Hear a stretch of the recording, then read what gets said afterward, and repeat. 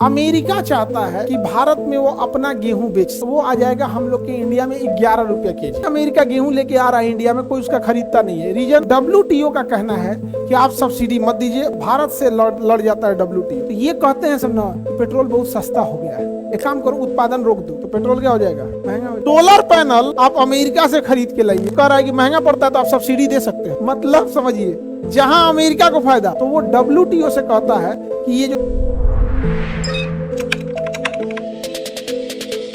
WTO का कहना है कि आप सब्सिडी मत दीजिए, भारत से लड़ जाता है WTO। जैसे अमेरिका चाहता है कि भारत में वो अपना गेहूं बेच सके, लेकिन अमेरिका जब अपना गेहूं बेचेगा तो वो आ जाएगा हम लोग के इंडिया में 11 रुपया केजी। कितना आ जाएगा? अब आप बताओ, हमारा किसान जो देता है वो 16-17 रुपया, कटिया के टाइम पे गेहूं 16-17 हो जाता है, बाद में वो 24-25 चला जाता है। बट जब गेहूं कटता है, आप सब में ज्यादातर लोग किसान फैमिली से, आप ही बताओ ना, 17-18 रुपया से ज्यादा आप बेच पाते होंगे।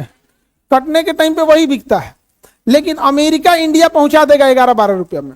अब अगर वो इंडिया पहुंचा दिया अमेरिका, तो होगा क्या? हमारा किसान धीरे धीरे गेहूं उत्पादन करना छोड़ देगा, और जब 5 साल 10 साल हो जाएगा, गेहूं उत्पादन छोड़ देगा, उसका इकोसिस्टम खत्म हो जाएगा। अब वही गेहूं अमेरिका कर देगा 25 रुपए।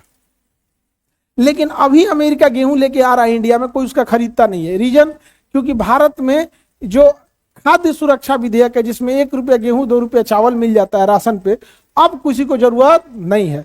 तो वो WTO से कहता है कि ये जो राशन पे भात चावल बन रहे हैं, इसको बंद कराइए। ये विश्व व्यापार संगठन के नियम के अनुसार ठीक नहीं है। भारत कहता है कि तोरा विश्व व्यापार संगठन, हमारे यहाँ खाद्य सुरक्षा, तो दोनों में कौन ज्यादा जरूरी है? नेशनल मुद्दा की तोरा नेशनल। तो भारत ने उसको जोड़ दिया है कि भैया हमारे यहाँ इतनी गरीबी है, हम नहीं खिलाएंगे तो लोग भूखे मर जाएंगे। इसलिए अमेरिका नाराज चलता है। आओ बेच के देख ले, अपने यहाँ फ्री में मिल रहा है। समझिए, अब राशन कार्ड पे 2 GB डेटा फ्री मिलने लगे, तो जियो तो बंद हो ही जाएगा। क्या तो भाई रिचार्ज कर दो, लाइन लगा के कर दो। हाँ शर्मा जी, हाँ, मोबाइल नंबर रिचार्ज 84 दिन वाला। हाँ। अगर जिस दिन राशन कार्ड पे रिचार्ज मिलने लगे, जियो खत्म। तो अमेरिका नहीं चाहता है कि हम लोग खाद्य सुरक्षा विधेयक लेके आ सके। आगे बढ़ते हैं। दूसरा होता है ब्लू बॉक्स। ब्लू बॉक्स उत्पादन को सीमित करने की शर्तें होती हैं। अगर ब्लू बॉक्स में किसी चीज को रख दिया, तो उसका उत्पादन कितना करिएगा कितना नहीं करिएगा, WTO बताता है। सोचिए, ये कौन होता है व्यापार करने के लिए? जैसे पेट्रोलियम, तो ये कहते हैं सब ना कि पेट्रोल बहुत सस्ता हो गया है, एक काम करो उत्पादन रोक दो। अब अगर पेट्रोल सस्ता हो गया और उत्पादन रोक देंगे, तो पेट्रोल क्या हो जाएगा? महंगा हो जाएगा। तो ये ब्लैकमेलिंग करने का तरीका बना के रखे हैं सर WTO। अब आलू एकदम सस्ता हो जाए, एक काम कीजिए, आलू का सप्लाई रोक दीजिए, तुरंत महंगा। प्याज महंगा क्यों होता है? सप्लाई रुक जाती है। जहां सप्लाई रुकी, अचानक महंगा हो जाता है। तो ये ब्लू बॉक्स की चीजों को, सप्लाई को क्या कर देता है? रोक देता है। और जो एम्बर बॉक्स होता है, उस पर प्रतिबंध लगा देता है। व्यापार को प्रभावित करने वाली सब्सिडी, जैसे भारत की क्या है, MSP वगैरह, इस सब चीजों पे बहुत ज्यादा रोक लगाने को कहता है। लेकिन भारत ने रोक लगाया है?